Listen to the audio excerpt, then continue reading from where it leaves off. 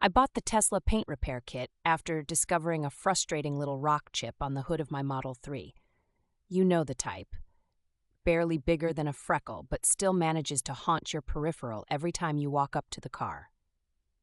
Tesla paint is notoriously soft, too, almost like Apple products in a jewelry box. Gorgeous, but allergic to anything sharp.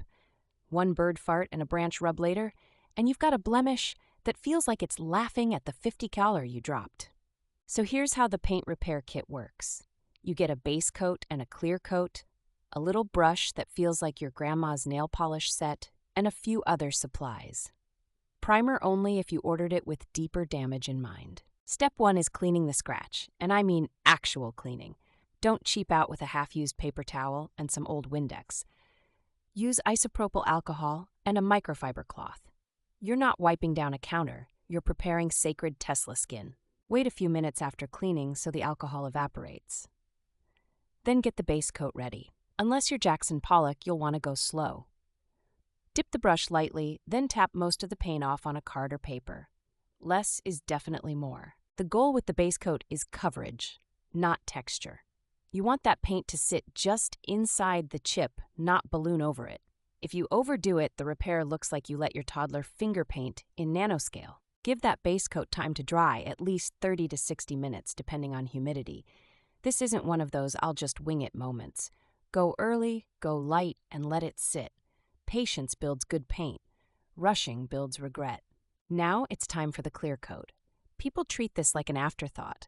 But it's not just gloss. It's where your repair blends with Tesla's original look. Again, conservative dabs are your friend here. Think surgeon hands, not salsa dancer. After applying the clear coat, walk away. I mean, literally, go somewhere. Don't hover or poke it. It needs 24 to 48 hours to cure, minimum.